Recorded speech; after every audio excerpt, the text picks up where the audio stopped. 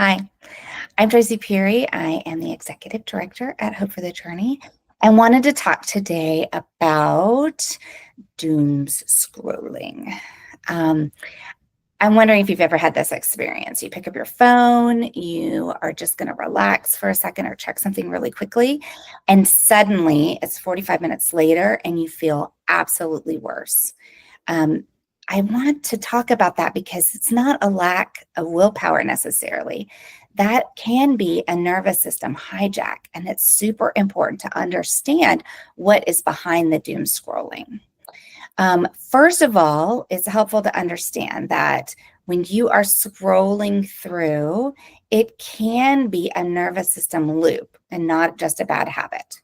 So if you're stuck in fight, flight, or freeze, and you've had some trauma and you're just kind of stuck there in your life, your brain is going to be scanning for danger even online. That endless scroll is a survival pattern, right? It's just going through and going through and going through.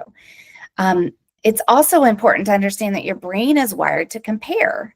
But the problem is that social media stacks the deck, right? So when you're looking at social media, you're looking at someone's highlight reel, right? These are the pictures, maybe they've taken 5 pictures, maybe even 10 pictures of themselves, and they've picked the one that's perfect for whatever thing that they want to highlight. So you're seeing that one shot, not all the other takes, not all the other bloopers, all of that stuff. And when you're looking at that, you're then comparing that to your real messy life. And your nervous system doesn't know the difference, just doesn't know the difference there. And it can get really hijacked. So watch out for this trauma-driven scrolling. Ask yourself, am I looking for comfort or just trying to numb out? Dissociation through doom scrolling feels soothing until it's not. You can do this and you can do it well, but you have to put in some guardrails and you have to be able to, I don't know, just step back and ask yourself if it's actually helping and it's soothing or it's not. Because the scroll won't fix what rest, connection, or movement could. If you pause yourself and ask yourself, what do I actually need right now? Do I need a hug, a walk, a nap? Scrolling rarely meets the real need. So it can be helpful to limit the scroll without shaming yourself. Set a timer, unfollow accounts that trigger you, keep your phone out of your bed. These boundaries aren't punishment. They're showing yourself that you care, and they really do add up over time.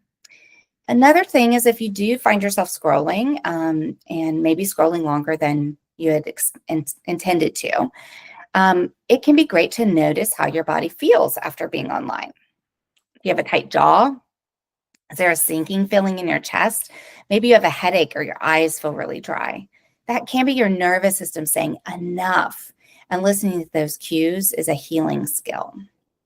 You're not weak for struggling with this, you're human. In a world that's designed to keep us hooked, choosing to log off is actually an act of self-trust and self-discipline. But I will tell you that I get, caught into that too.